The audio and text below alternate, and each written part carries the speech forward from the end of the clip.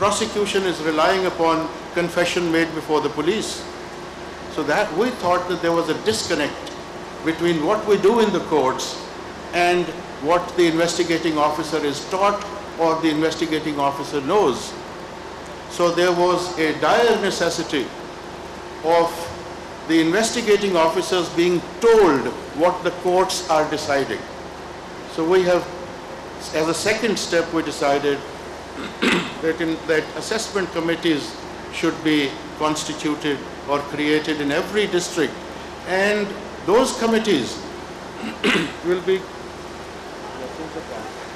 the task of those assessment committees will be to scrutinize all the cases in that district, all criminal cases in that district in which the accused persons were acquitted or were admitted to bail. They should study all those cases, that why the courts disbelieved the prosecution evidence. There must be some reason recorded in the judgment. Why that reason was not known to the investigating officer.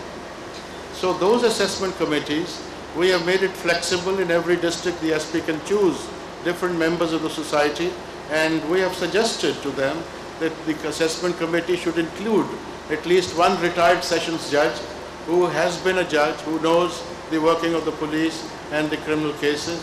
There should be some young lawyers involved in that assessment committee who have the energy, who have the enthusiasm to study all those judgments, to make out a gist of what the bases were for acquittal or bail, and so that every month a report is then a report is made and submitted that these are the defects on which so many people got acquitted in this district. And then it will be the duty of the police officers in the district that report and those reasons should be conveyed to all the police officers who are, so that this mistake is not repeated in the next case. So this is the second step that we are actually now working on before we move on to the third step.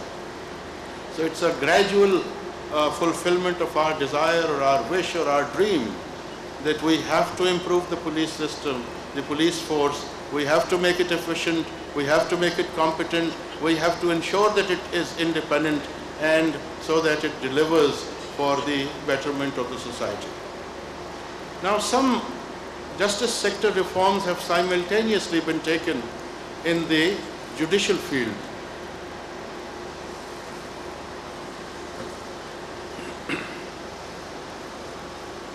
In the judicial side, we realized that there are two problems in our criminal justice system, two very basic problems. There must be 101 problems otherwise. But we have to go for the jugular vein. We have to go for the real cause, so that if we can attend to that cause, the whole thing will start mending itself.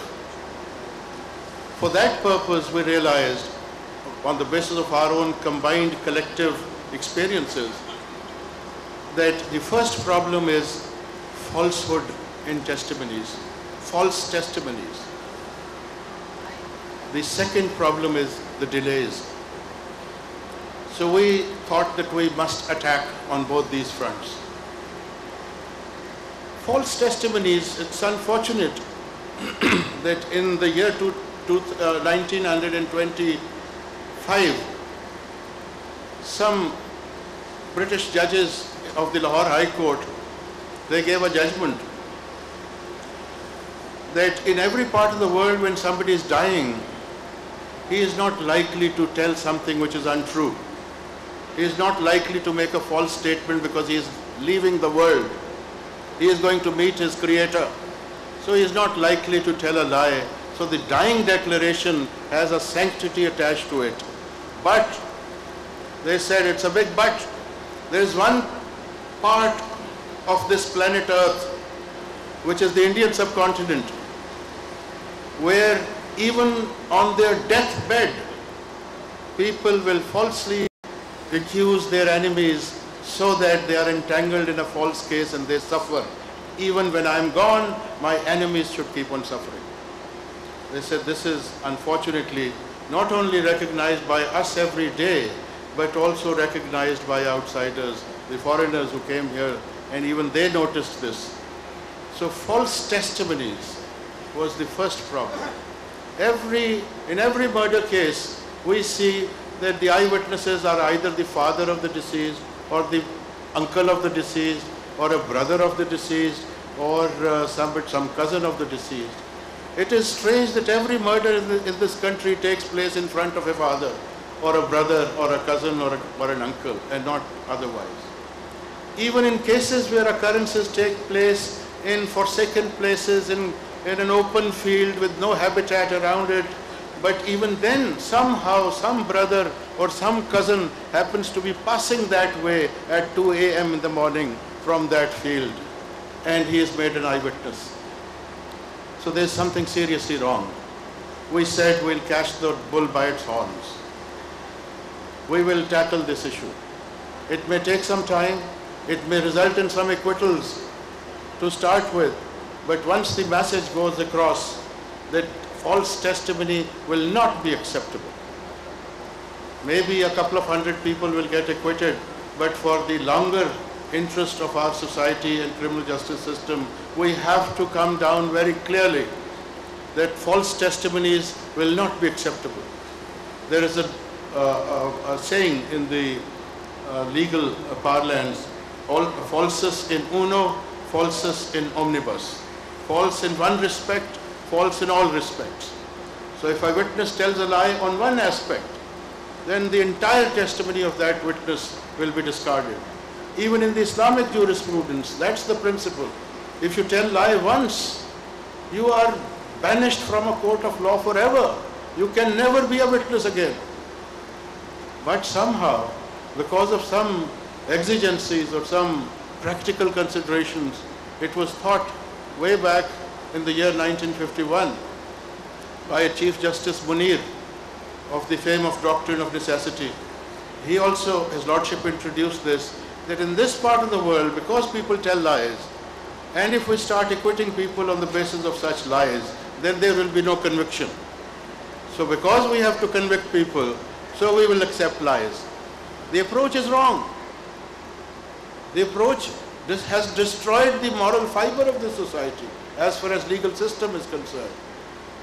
People come and tell lies in the court under oath, pose themselves as witnesses, and they know nothing about that case. So we have decided that enough is enough. We will not tolerate it any further. If we have to live as a decent society, and if we have to have a just system in the society, if we have to make sure justice in the society, then no falsehood will be tolerated. So right now, we changed the law. We gave judgment, very strong judgment. I fortunately was the author of that judgment. Very strong words used, and we said nothing doing, no more lies.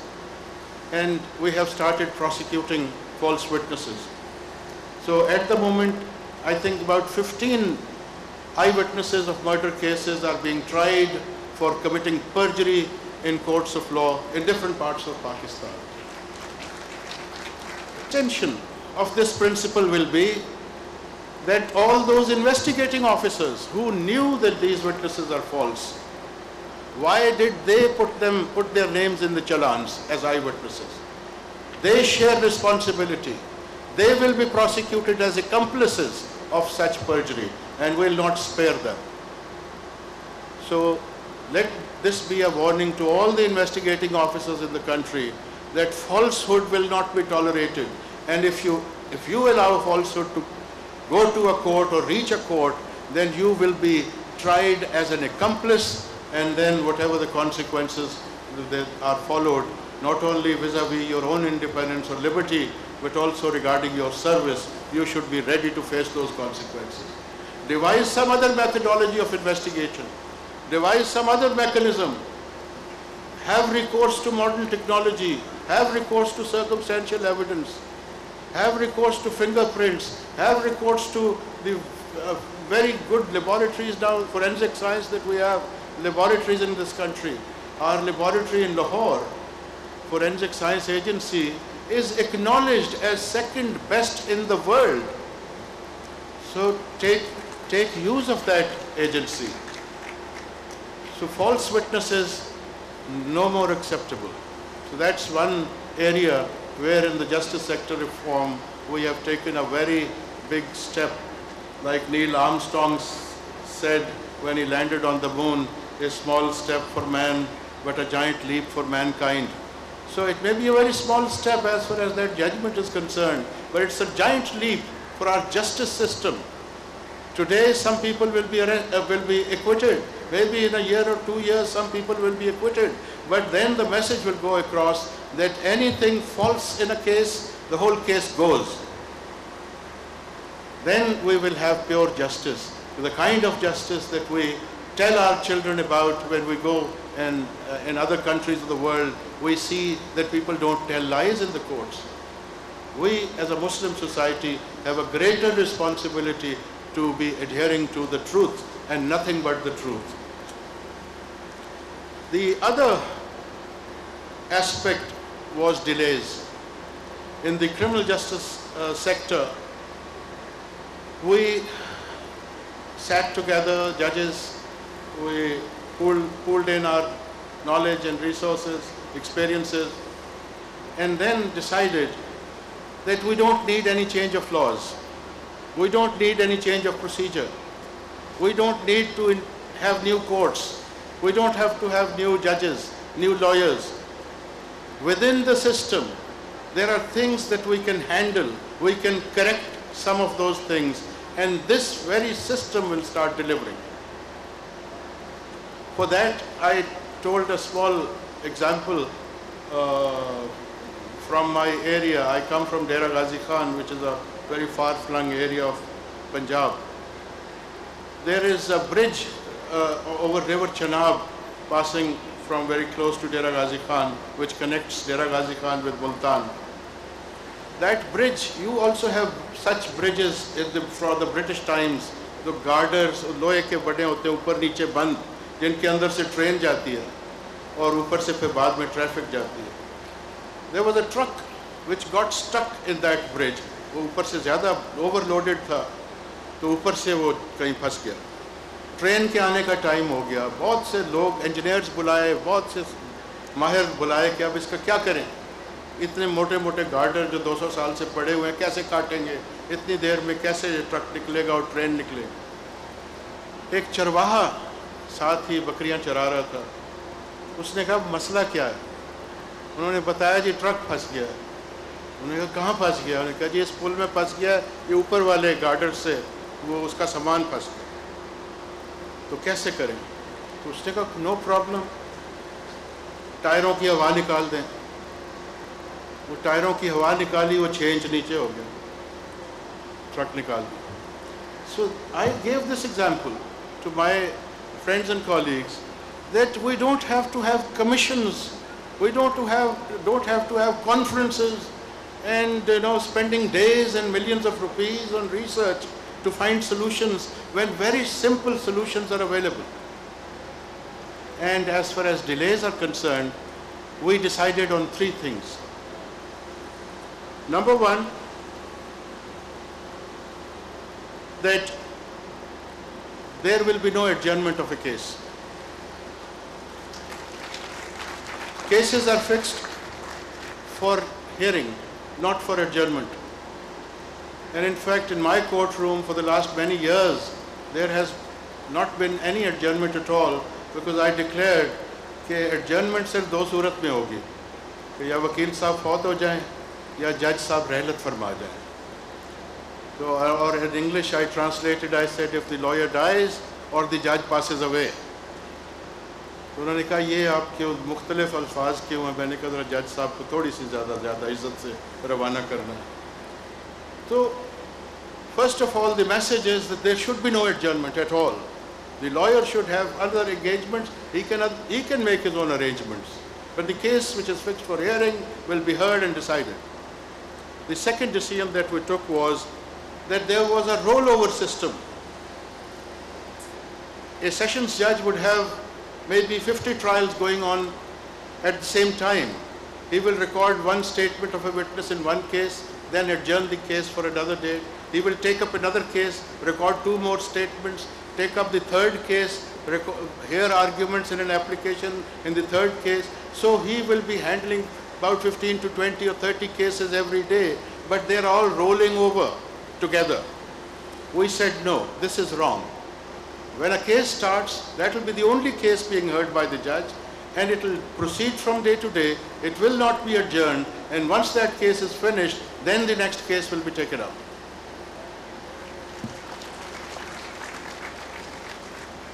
The third step was even bigger.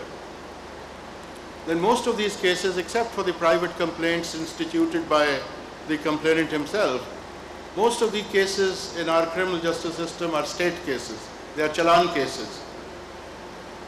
In a challan case, in a state case, it is the state which is prosecuting. What we have started seeing was that it was the complainant party which used to bring its witnesses to the court. We said it is not the responsibility of the complainant. The complainant's job was to inform the police, and he has done his job. His job is over. It is now the state which will prosecute. So it will be the responsibility of the state to produce witnesses. We created focal persons in every district, focal persons in SP's office, and the court will inform that in such and such case, such and such witnesses are to be produced by the state, and the SP of the area will tell his staff to make sure that those individuals are produced before the court on the given day. So there is no adjournment. Every witness is in attendance. Then with all these three decisions, we said we will launch it as a pilot project, as a model court in every district. So we chose one judge, serving judge, district judge, in every district, and said that you are a model court and you will follow these three things. We gave them extensive training, and then in 116 districts of Pakistan, one judge on the criminal side in the district courts was declared as model judge. No change of laws, no new court, no new procedure, same judge, same lawyer, same cases, same police.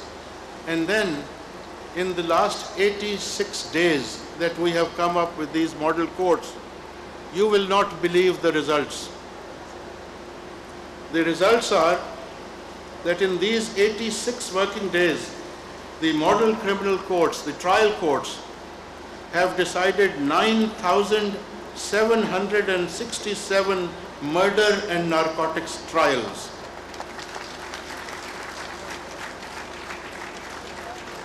9,700 trials, not of petty cases like theft or stolen property, no. Murder trials, narcotics trials. And the good news is that in 12 districts of Pakistan, we have zero pendency of murder trials and narcotics trials. I'll give you the names of those districts. We are so happy over these results that within the same system, we could achieve this only because we just fine-tuned the same system.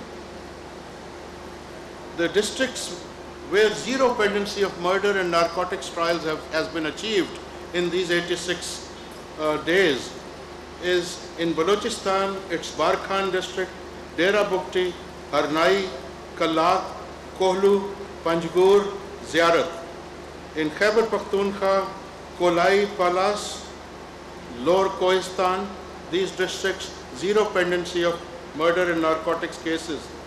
In Punjab, Jhelum, which is a very big station, Jhelum, Bahawal Nagar and Lodhra, zero pendency of murder trials and narcotics cases trials. And in 5 other districts, the pendency is in single digit.